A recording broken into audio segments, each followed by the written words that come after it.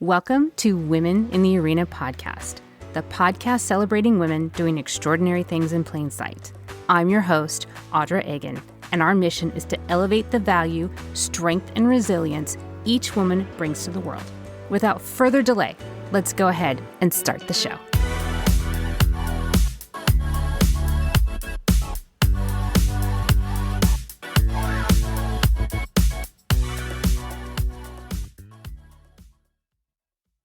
Welcome in, everyone, and thank you so much for joining me again this week.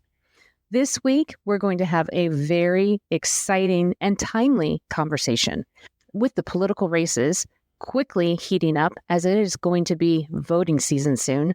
My guest this week is ringside seat expert.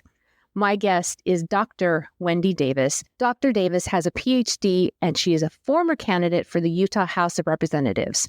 She holds a PhD in political science from the University of Utah, and her research interests are the educational policy, political socialization, and state and local government. This is very near and dear to her heart, and like I said, she had a ringside seat in her own political campaign. She's here to share her experience and her passion with the political scene to help educate us as we go to the voting polls. It is my pleasure and my honor to introduce to you Wendy. Wendy, thank you so much for being here and welcome to the show. Thank you. Thank you so much for having me. I am very excited to be here. I did lots of homework to prepare for you to be here because this is a really very important subject. I don't think that preparing for voting has ever been more important. I will tell you, quite frankly, I'm almost 53 years old, and before 9 years ago, I don't think I ever prepared for voting. I don't think I ever did homework for voting. And I know that that's shameful, but I don't think I ever took it seriously because I don't think I didn't understand the systems. I didn't understand the responsibility, and I didn't understand the repercussions. And I think I'm not alone. I think I'm in good company. But I did a lot of homework to prepare to speak to you intelligently. And I think you wrote a book because you share, not only do you share some of the sentiments of that, and you are educated in this, you had an education of your own being a political candidate, learning firsthand of how much we don't know. So let's peel back the layers a little bit, and let's first start with me and my admissions, and me speaking for a lot of Americans as to why initially we didn't understand voting, our responsibility of voting, or even the repercussions until maybe 8 or 9 years ago. Why is that? Yeah, absolutely. Well, I think that's really common. There is a sub topic in political science called political socialization. And it's really how you as a person, usually a young person, come into politics. How do you understand politics? How do you learn about voting? How do you know about elections? And it shouldn't surprise anyone that most of that socialization comes from your family. Also, it can come from institutions like school or trusted adults that are around you. But I think for a lot of people, it's just not something culturally that they've experienced before. And for a lot of women in particular, not just women, but a lot of people, the 2016 election changed things for them. And the results of that election where Donald Trump triumphed over Hillary Clinton were great moments for some people and unbelievably devastating for other people. And I have met dozens and dozens of women who said, I never really paid attention until then. And then I started to pay attention. And in 2018, it occurred to me, on that ballot, it was a midterm election, and we have school board candidates and city council and the assessor and all of these offices. Do you even know what that person does? And so I put out a message on my neighborhood Facebook page. And I'm like, I'm having 2 nights and you're welcome to bring your lawn chair and come to my house. And I'm going to throw up on the screen. We're going to look at the ballot. We're going to talk through every race. I'm going to explain what every office does. And then you can bring your ballot and fill it out. I will not tell you who to vote for. I will skip the big ones, the senatorial election. You'll all know that. But let's talk about what all these offices do. And people showed up at my house with their ballots. And they said, no one's ever explained it to me before. And I thought, that doesn't surprise me. I think, how do you learn? If you don't learn through school or you learn through your family, you don't know what you don't know. And another thing that we know about political socialization, we know that younger voters, 18 to 25, I don't care how great they think they are, they vote with the lowest voter turnout of all the age groups. They are sometimes the most enraged and passionate, but it doesn't show up. Why? There's a lot of reasons why. They're still mobile. They don't have permanent residency. They don't know how a city council, how garbage pickup, how a street light, how, the school board raising a bond impacts them directly.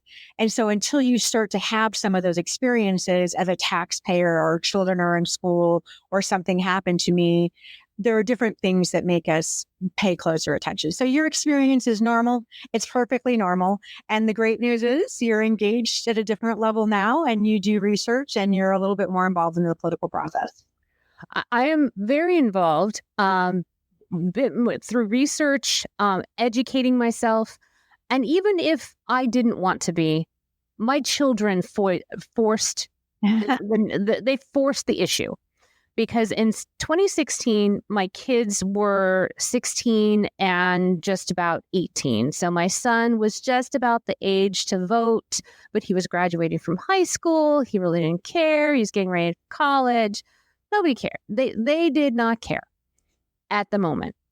And then their minds exploded. So then when it came time to the 2020 election, they were like, oh no. They came home with booklets and they pored over them for days. And then keep in mind, this was all during COVID, so we were all really comfy together. So they arranged it and they said, on this day, we're going to sit down at the kitchen table and we're going to walk through this booklet line by line by line together to make sure that we all understand what is going on. And first of all, I was completely overwhelmed. And second of all, I was incredibly proud. And I didn't know which one I was feeling more of at the time. So I was thrilled that this had happened to encourage them to take this much attention. But then it also made me feel, oh my gosh, it took this many years to make me stand up and pay attention. And to have this level of education, which, like I said, is exactly one of the reasons why we're having this conversation today. Because by the time this airs, it should be about July, and we are going to be in the thick of it. You're going to be bombarded by political ads. You're going to probably be getting phone calls. There's going to be loads of confusion. You're not going to know which end is up. So Wendy is here to give you a ringside seat as to what's going on, what is the back end of what happens in politics, and how to help us navigate through the noise. So first, we're going to talk about a little bit about her story. Now, as I mentioned to you, this is her livelihood. This is what sets her soul on fire. She's always had this heart for politics. And she wrote an amazing book that is The Fight You Don't See. And I have an excerpt, a couple of quotes that I'm going to read to you from her book. And I'm going to read to you a quote right now, which is from when she was a page in the Illinois State Senate. Yes? Correct. And you had just met Mr. Brady. You were on the floor for the Brady bill, if I remember correctly when reading this packet. Sarah Brady was there to speak before the body, advocating for the Brady bill. And this was when it really set your soul on fire, and you're like, I'm going to run for office. because you tell the story that you're like, oh, this is a historical moment. I need to mark this somehow. And you said you grabbed a Senate calendar and you asked him to sign it. And he with limited ability to speak, and obviously he was in a wheelchair, but he graciously agreed to it. And that's when it sparked this passion for it. And this is the quote from the book that when I read this honestly, this pulled me into your book. And here's the quote. It's, "At the time, I didn't know how the fight would look, but something about that small interaction with Mr. Brady inspired me, as if those few words and fleeting moments he had instilled in me the determination of an advocate. I knew it wouldn't be easy, but if I fought hard enough, maybe I could make a real change in the world." I think many people go into politics feeling that same way. I'm going to go into politics and I'm going to change the world. I'm going to make a difference in this world. I'm going to make a difference for my neighbors, my community, because they need it. And that probably was the same for you. So I know that you went in District 45, state of Utah, went in and you're like, I'm smart. I'm multi-degreed. I know what I'm doing. Here I am. Let me make a difference. I'm going to let you take the story from there. Yeah, sure. Well, there was a lot of time that passed from that 19-year-old who got to meet Mr. Brady. And for those who are listening who don't know who Mr. Brady is, he was Ronald Reagan's press secretary. And during the assassination attempt on March 30th, I think it was the 30th, 1981, Mr. Brady was struck by a bullet, and he took a bullet to the head and was forever changed. And so, as a young person, I watched that, not in real time, obviously on television, but the news stories stuck with me. And so it was something very important in my life. And even though I identified as a Democrat, it didn't matter. He was a hero to me. It didn't matter what party. He could have come from Mars. And that was just so powerful to me. And there's actually a picture. There was a Senate staffer who took a picture of us, unbeknownst to me, and it is dear to me. And I just had this look of admiration as I'm sitting down and talking to him. And it's just so precious. So a lot happened between 19-year-old me and 2020.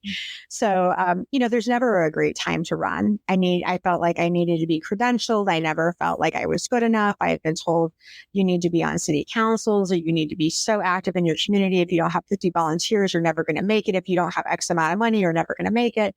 And I'm like, you know what? I think I can do this. And so I had this job. I traveled all the time.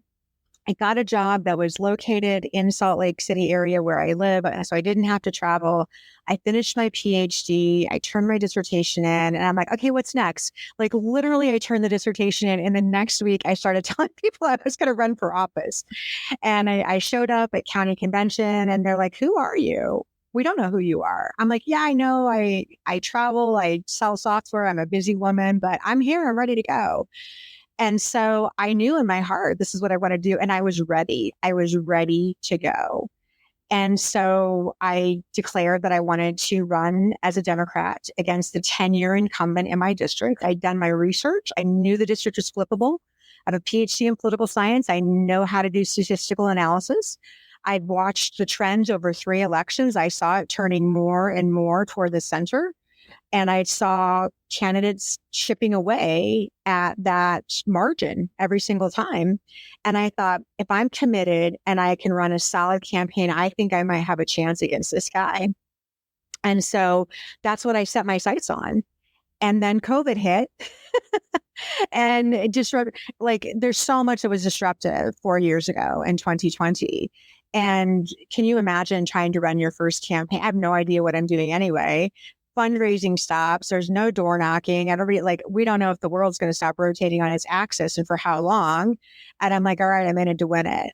And so ran this campaign, and my only goal was to not lose in a landslide. And we started picking up momentum, and suddenly people were recognizing me and had heard about me, and people I didn't even know were like, we're voting for you. I'm like, really? I was like, you know me?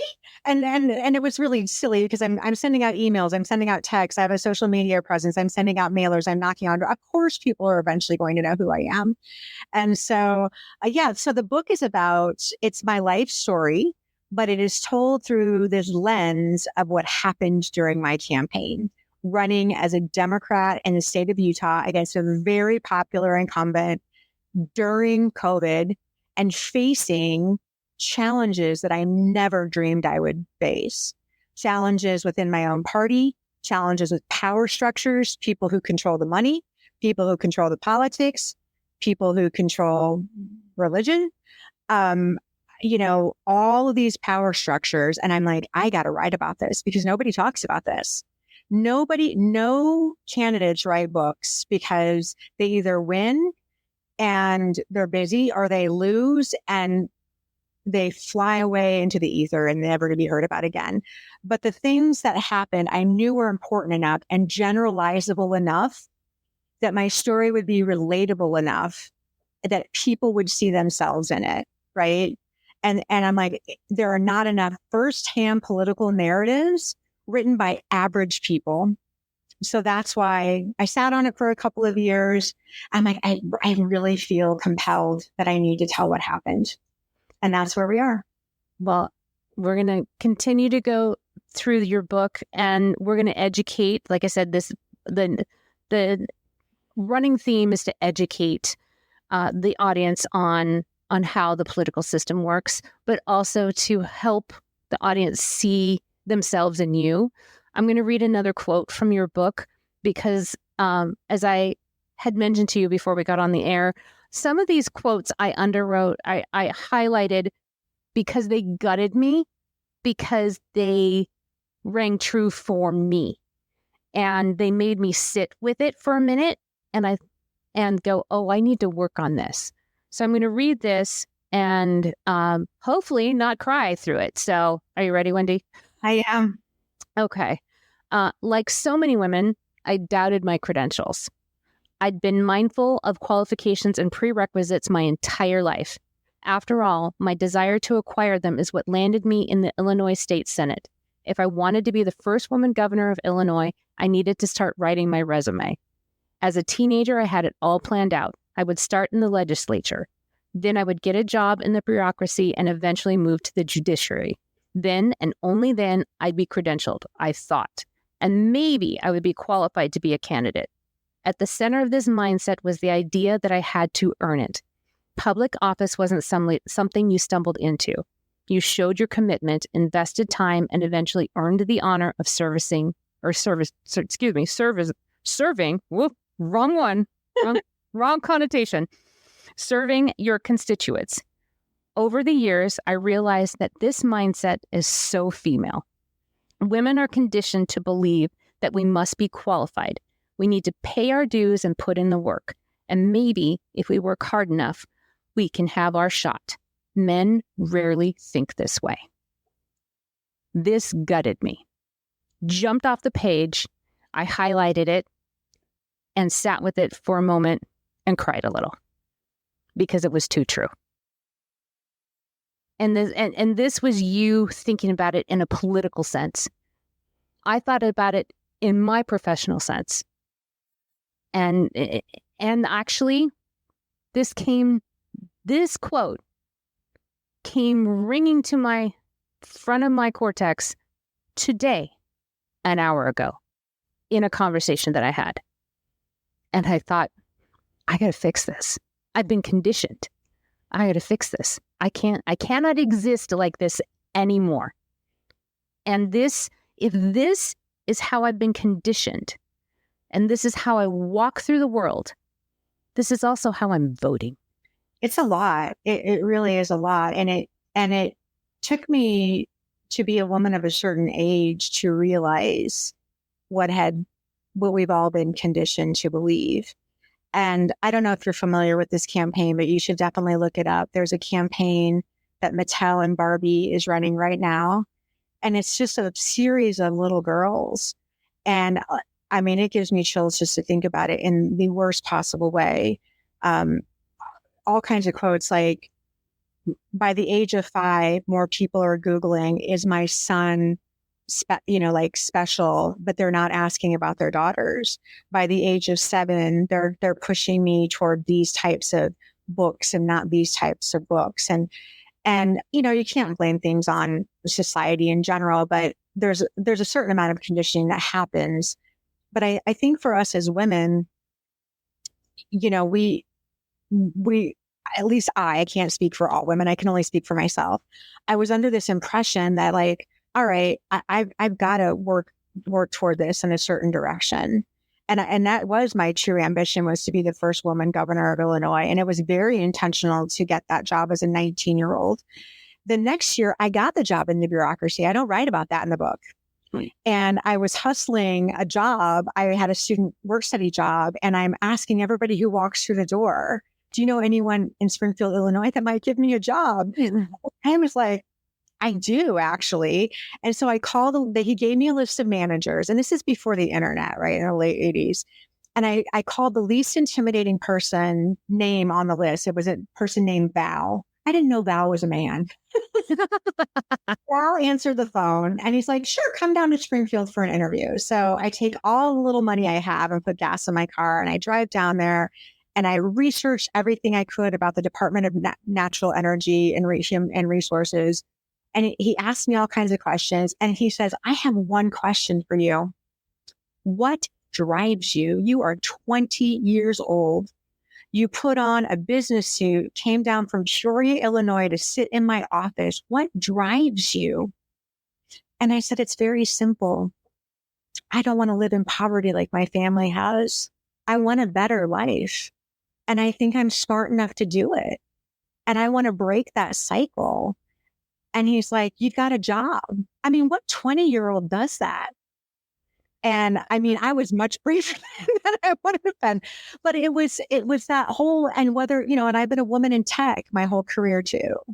And always conditioned. I've worked for amazing employers, so I've never felt treated this way by any of my employers, but I know that women in tech struggle to be seen as engineers and developers, right?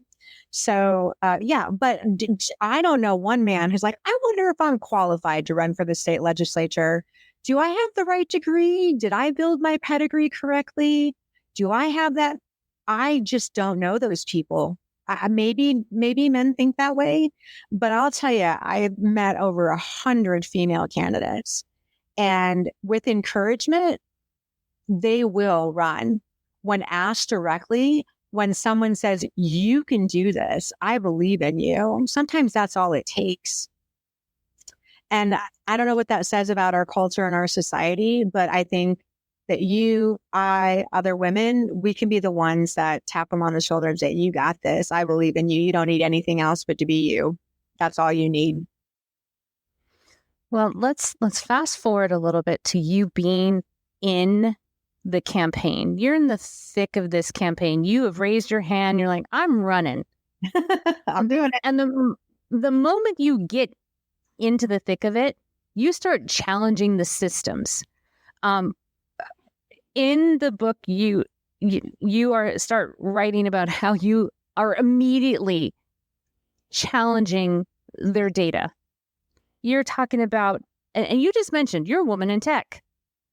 And whether you are installing the tech or not, if you are a tech executive, if you are out there selling the tech, if you are an account executive for the tech, you need to at least know how it works.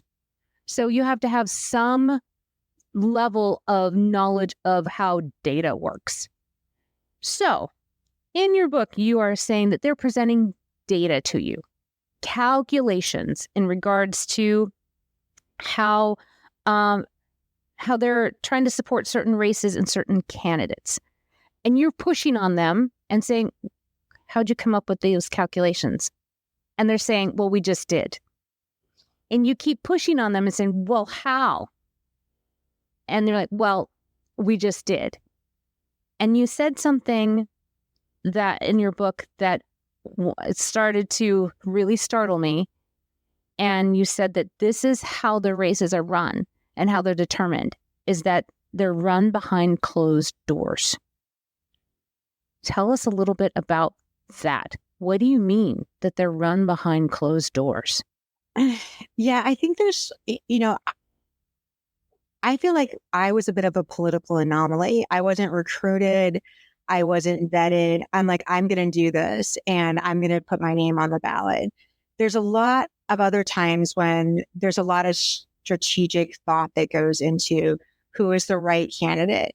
Is this district one that is flippable?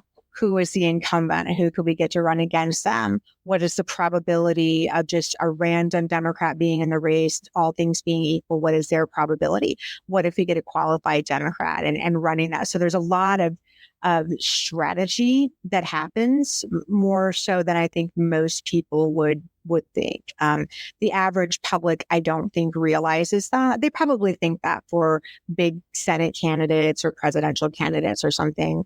But I think even at local races, there's a lot of strategy that happens.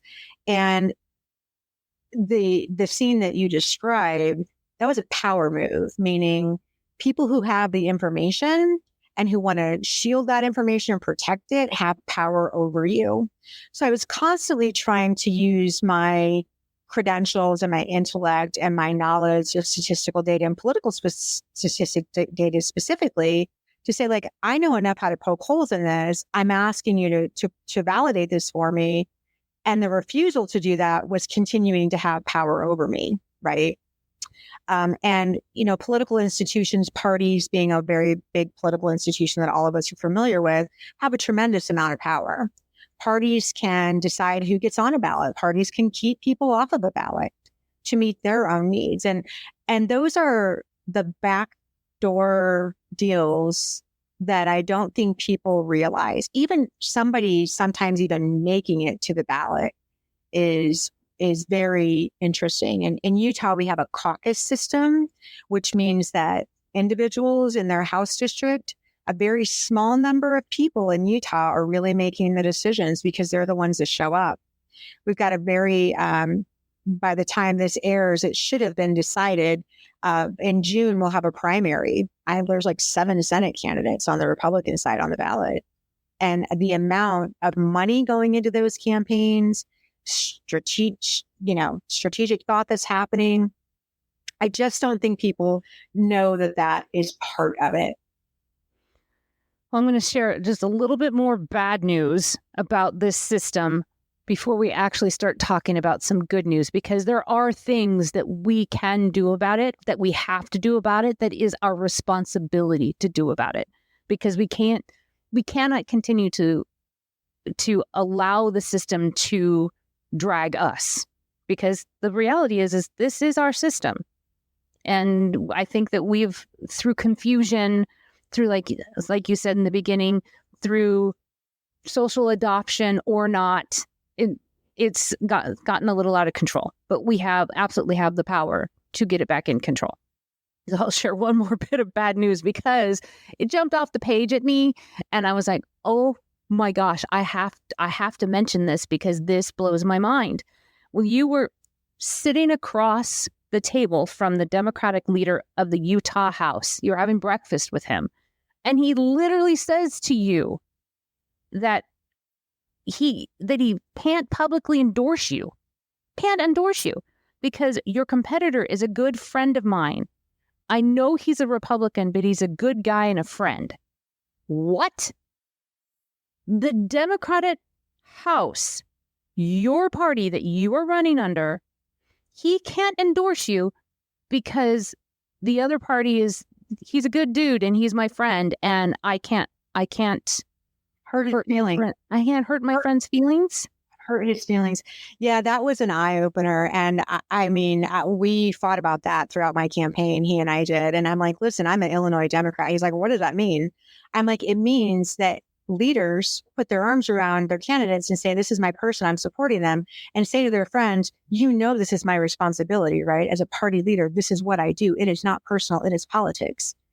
And now that person supported me in other ways, but did not make a public donation, did not make a public endorsement for the integrity of the existing relationship that he had with that person. I have told that story dozens of times. I struggled whether I should put that story in the book or not, because I do name that person by name. They are a public figure. They were a public figure.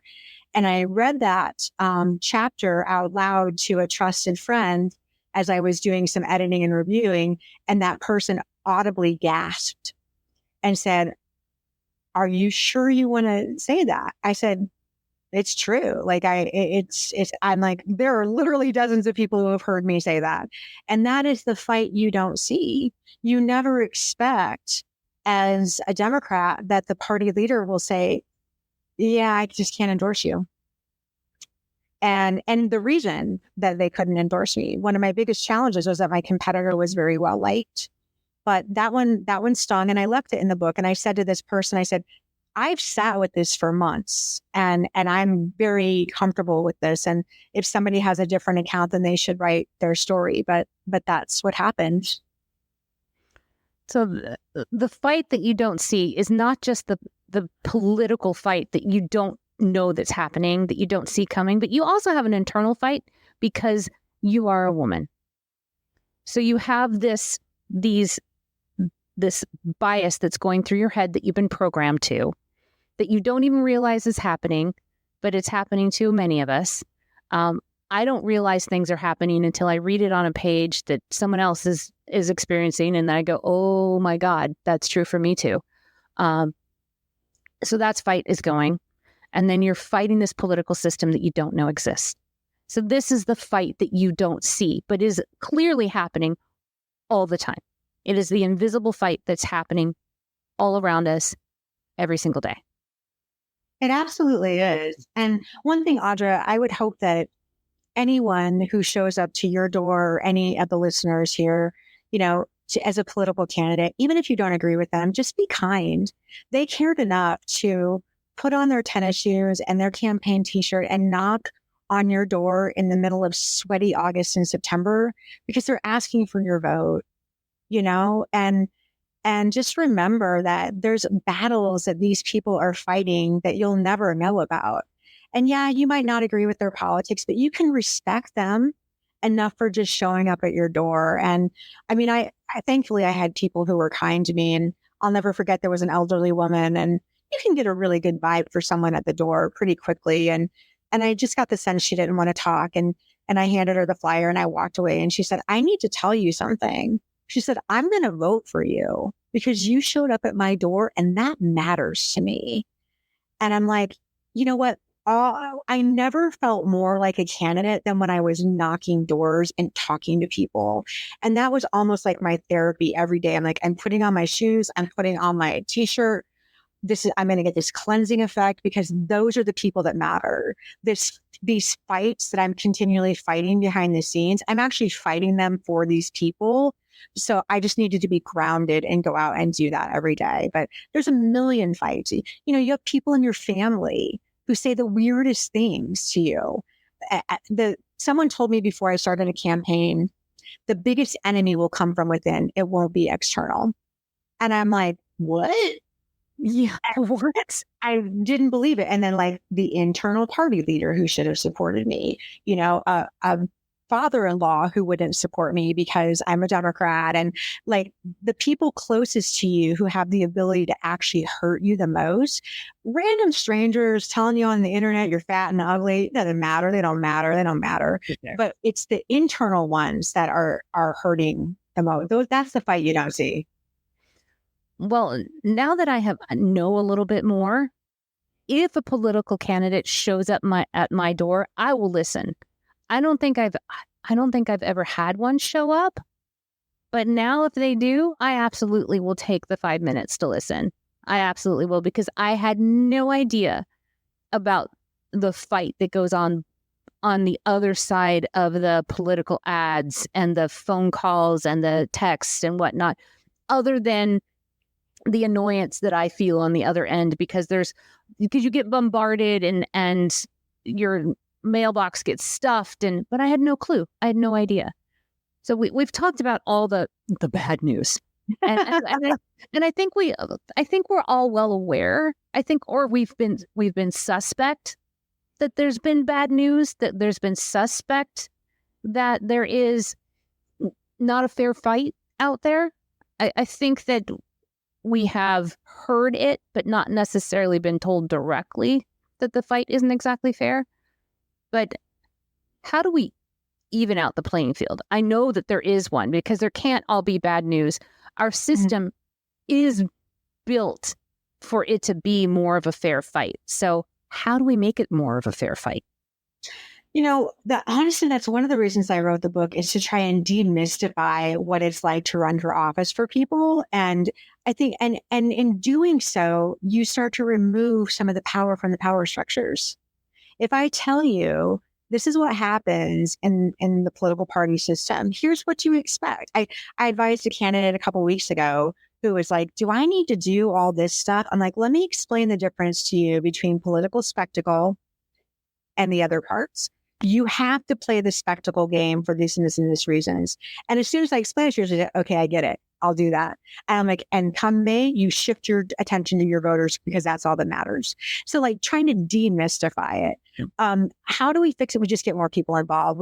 We also don't want to create systems where people are dissuaded from running. And it's really hard out there. I don't care what party you're from. It is hard out there. I think there's a lot of misogyny in our culture right now. It's surfaced in like crazy, ridiculous ways. And we need to be supportive of women who are running for office of all parties, and make sure that we're encouraging that and not making these barriers to entry into this political system so hard that only the elite few can do it. I think that's one of the things. We need to vote like our lives depended on it, because they do. Whether it's, for state lawmakers who are determining state house boundaries and making sure house districts aren't gerrymandered, or reproductive rights, which are being punted to the states, or attacks on free thought in libraries and in higher education. There are things we can do. And I have a lot of hope. I hope that you found that at the end of the book. I try to end on a very hopeful note, despite like some really cruddy things that happen. I have to have hope, and I have to keep on moving. As soon as I let the bastards beat me, they've won. And I'm too much of a fighter to let them win. So you just can't let yourself get knocked down. But I think a lot of people in politics, especially at the national level, they just have to they have to close out all the noise, because there's so much of it, and just, become almost characters in some way, and just a version of themselves that can move forward and do this. Do you believe the rhetoric that all people in politics are at the top are bad, or are there good people at the top? Are there really good people at the top of the political the food chain that are good? Yeah, I absolutely believe that there are really great people in politics. And it's no secret, I am no fan of the former president, Donald Trump. I even believe in his administration, there are really great people trying to do good things and trying to keep him on track. And it's a tribute to your leadership, the kind of people that you surround yourself with. Were all of them good? Absolutely not. I do believe that there were some good people. Yes, I believe in Congress and the United States Senate and the presidency that there are fantastic people doing great things. I know people who work in the Biden administration. I am friendly with my former congressman. As much I write in the book how I didn't vote for Mitt Romney twice, but I think Mitt Romney, who's my current United States Senator, is a statesman. He's a statesman like the statesmen that I knew and grew up with. That were able to pass laws in a divided Congress. And a divided Congress isn't one that's necessarily obstructionist. It means that, the presidency is held by Democrats and the House and the Senate are held by Democrats, but we're still able to get things done with Republicans, or the House is controlled by one party and the Senate is controlled by another, but we're still, one is not obstructing the other. So I absolutely see great things in individuals. Are there outliers who make us think that it's not great? Absolutely. But it's just noise. There are 435 members of Congress and 100 senators, and maybe a couple of detractors that are just not awesome. I really genuinely think the vast majority of them are pretty darn good people. So what about this idea of a third party candidate? So there's been some talk of it. I mean, there's been talk about it for a long time. I mean, the reality is that there are multiple, pardon me, there are multiple parties in this country. They just have not been taken seriously as political candidates. There have been many that have been on the ballots for presidency, but again, have not been taken seriously, only have been taken as detractors until this year.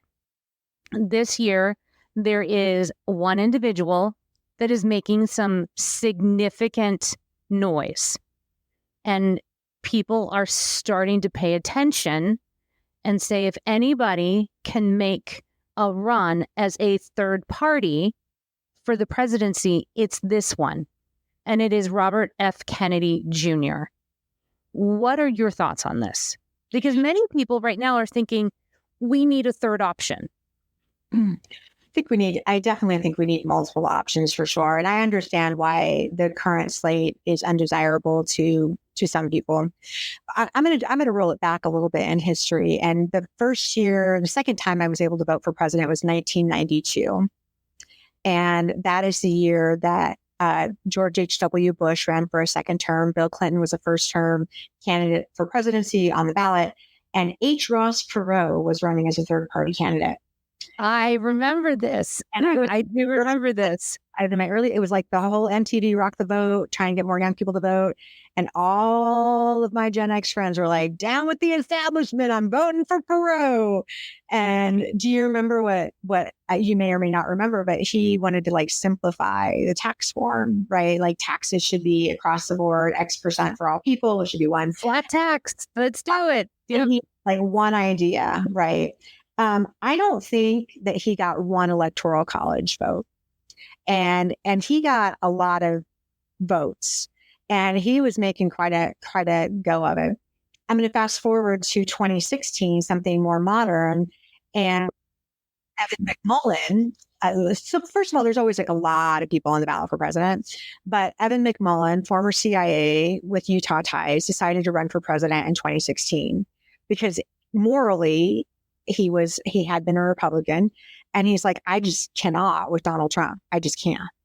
And so he ran and made some great strides in some of the Intermountain states, Utah, Arizona, California. He came in third in Utah, and he had the most following in Utah. Evan McMullin also ran as an independent for the United States Senate in 2022 and did not win against Mike Lee. Here's what we know as political scientists. It is extremely challenging to win as a third party candidate. And let me tell you why. That party ID matters. It matters in ways that social scientists study how much party ID matters. You might not even be affiliated as a mainstream party participant. Most people love to say, I am not affiliated with any party. I am not a Republican. I am not a Democrat. I am not signed up for either. They love saying that. But in truth, they might not be, but they often lean one way or the other. They love to declare their independence, but they still tend to vote a certain way. At the end of the day, when it comes down to looking at candidates on the ballot, a lot of people use that party ID as a signal. I vote only for Democrats. I don't vote for Republicans, or I only vote for Republicans, right? And so that party ID matters. I'll vote for anybody but this person. I cannot explain to you how important that party ID is still. Do I think RFK Jr. will get some votes? Yeah. Will it be enough to make any difference? Absolutely not. But what he's signaling, and he's the crazy Kennedy cousin that nobody wants anything to do with, by the way.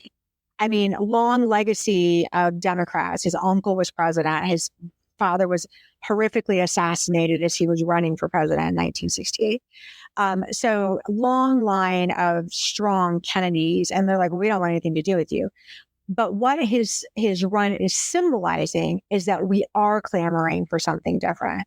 And it's really, how do we figure out how to make space in this entrenched, encumbered, sometimes nasty political system of a two-party system? How can somebody break through?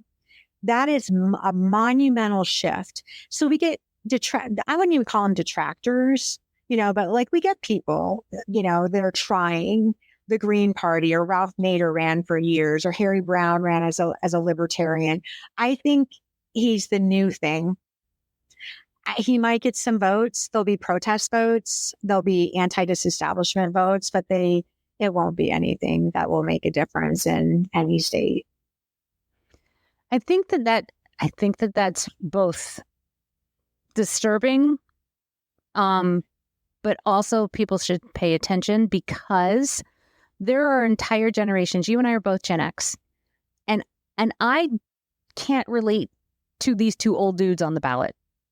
I don't have anything in common with these two old dudes. You don't have anything in common with these two old dudes. I would love a third option. I know you would love a third option.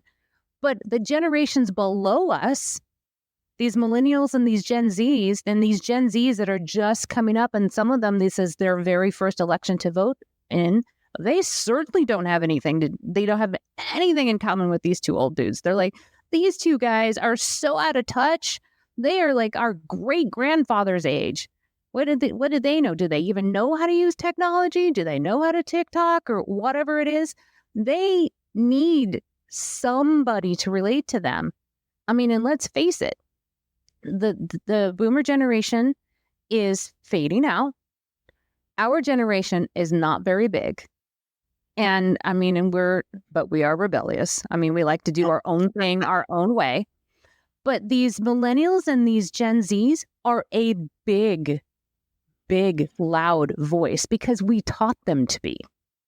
We taught them to be individuals and loud and stand their ground and be proud of being unique and being heard. We raised them to be that way. If we don't hear them, they're going to rebel. Someone needs to represent them. I hope they do.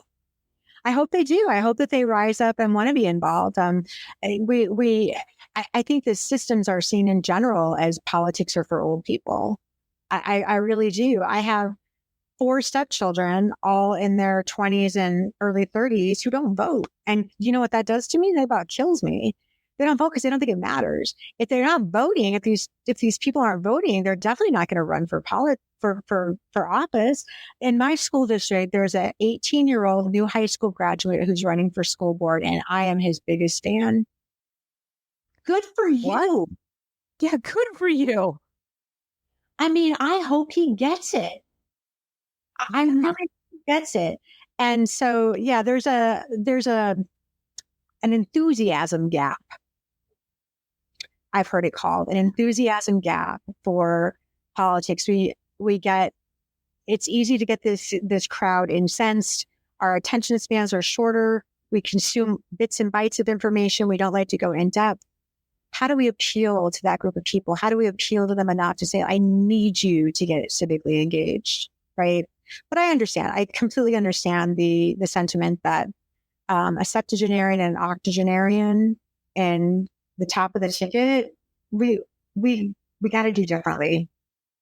Yeah, we got to do something different. But we can start with voting and educating yourself and knowing that we have the power to have our voices heard, and it does matter. And I know that we've heard a lot that it doesn't matter because of the popular vote and the electoral college and blah, blah, blah, blah, blah. You know what? A lot of that is noise and fear mongering. Well, listen to it. Read my book, Audra. Let's not bury the headline. I lost by 7-8 votes. 9,671 people voted for me. Had 2 more people in every one of my precincts voted, I would have won. When you break it down that way, had 2 more of my neighbors voted for me here. Like, your vote does matter. My friend Suzanne Harrison lost her first election in 2016 by 3 votes. 3, count them, 3. So yeah, we can buy into that national political. So at the presidential level, the calculus is different. The math is different. The way that it's done is different. The system's different. But your vote matters at every other level. It matters at every level. But we just need people to understand that and believe that. And there's nothing more devastating than coming so close and like, 78 votes. Goodness me. Right. And I had people on the street say, literally random people say, oh, well, I didn't knock doors for you because I thought you had this in the bag. I'm like, I never thought I had it in the bag. How did you think that? So, yeah, every vote matters. Every vote counts. And there's so much more on your ballots than just candidates. There are major issues. And symbolically, the candidates that you're voting for are going to enact the measures that matter to you. Right. And so when you think about it that way, the stakes are super high. How do they educate themselves without becoming overwhelmed? I feel it every single time that paper booklet arrives in the mail. My chest tightens and I go, oh my gosh, I have to read this whole thing. How do we break it down so we don't feel overwhelmed when that thing comes in the mail, and we can educate ourselves so we can know that we are voting appropriately and aren't just checking boxes? How do we do it? Yeah. I mean, most candidates have websites. They're on social media. You'll start to, I mean, if that's especially for younger people to follow them there, they'll start to get a really good sense of who that person is. Find out, that way you're just going to need to do a little bit. I'll talk to your neighbors. If your neighbor has a political sign in their yard, that's what political signs don't vote, but it signals to your neighbor, I'm supporting Wendy Davis. Just ask them, why are you supporting that person for county council? Tell me about him. Like, have a conversation. We don't talk anymore. There's a great book written by Robert Putnam called Bowling Alone, talking about how our societies were so different in the 50s and 60s with neighborhood barbecues and pinochle and bowling leagues. And just talk to your friends, talk to your neighbors, talk to the candidate, read their literature. Like it's coming at you all the time. Follow them on Instagram, follow them on social. And then hopefully when you get that booklet, it's not as overwhelming. You'll have a really solid idea of what their positions are. And you might be just fact checking to say like, okay, do I still not want to vote for the other person? All right. Yeah, I still want to vote for this person. And Google is a great resource. Google. Yes. I tell people all the time that if I didn't have Google, I wouldn't know how to do half the stuff I do. I mean, I look things up every single day on how to figure out how to do stuff. Absolutely. Otherwise, I'd be lost. Wendy, this has been an amazing hour to spend with you. It's been educational. I feel so much more empowered just spending the time with you and reading through your book. If people wanted to find out more about you or where they could reach your book, where would they connect with you? Well, first of all, thank you, Audra, for the opportunity to chat with you. I love talking about these things, and I learned something from every single person that I talk to as well. But you can learn more about me at wendydavisutah.com. And the book is available for purchase on Amazon or channels where you like to buy books. It would mean a lot to me if you could support your local independent bookseller or request it at your library to support those public venues. But those are the two best places. The Fight You Don't See right now, it's available in paperback and ebook. By the time of this airing, it should be available in audiobook. We could do a whole podcast on audiobook production and that's like, but it's been delightful talking with you about themes that matter a lot to me, advancing the causes of women in politics, making people aware, and really in the spirit of actually encouraging them to be more involved, not to dissuade people, but saying, if you want to run for office, it's going to be hard. It's going to be hard in ways that you never thought it was going to be hard. I'm going to tell you my story. It's not going to be yours, but maybe now you'll say like, all right, I can do that. That's what I want people to walk away from this book thinking like, all right, there's some really terrible things that happen, but you know what? Now I know more. And so I can do more. And I encourage everybody not only to reach out to Wendy, read her book. It's educational. It's entertaining. It's widely entertaining. It's also heartbreaking. It's heartbreaking. I read it in a night. I couldn't put it down because I felt like I was sitting with you. I felt like I was spending the afternoon with you, and that was wonderful. I felt like I was hanging out with a friend. So I loved that. So please, everybody, go and pick it up because I promise you will not regret it. Wendy, this is my favorite part of the show. And if you listen to my show before, you will know it is because I get to shut up and not ask you questions. And you get an intimate moment directly with the audience so you can leave them with a lasting thought that they can take with them throughout the day, throughout the week, that they can sit with them and just give them encouragement and whatever they need to take with them throughout the day. So the mic is yours. Yeah, sure. I want to share just one story that's in the last chapter of the book. And I live in Utah. I like to hike. I'm not a fast hiker. I'm probably the slowest. Never going to hike the tallest mountain peaks, the steepest ascents. And, sometimes I get lost. I often get lost. But one of my favorite things to do when I hike is to stop, look around, and look how far I've come. And I can no longer see the car at the trailhead. I can't even see the trail a mile down the road. And I think that's so important, no matter what journey you're on, whether it's your political journey, your professional journey, your motherhood journey, whatever journey you're on, your cancer battle, just stop and do a 360 and look at how far you've come. And I hike because I take the pictures of the flowers and the birds and the trees and just take it all in. And metaphorically, hiking those capital steps, even after I had lost, and pulling open those big, heavy doors was a metaphor that I used in my book. And now I'm at a point in life where I'm ready to be the person who holds the door open for someone else. I had other people open those doors for me and hold those open. So whether you're on that trail or you can be that person who is holding the door open for the person who comes after you, that's really the thought that I want to leave people with. Not only is that a beautiful sentiment, it's a beautiful image. So thank you. Thank you for leaving us with that. And thank you so much for spending this hour with me. I truly appreciate it. Thank you. I appreciate you as well. And I want to thank you all again for listening, and we'll see you again next time. That's our show. Thanks so much for hanging out with me today.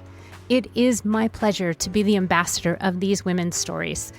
It is my hope that they inspire, that maybe they educate, and above all, that they make you feel like you're not so alone in this big world of ours. I'm hoping that you recognize yourself in these women, and that you feel maybe that you're not so different after all, and that you have lots of company, and that we're all standing together in this arena.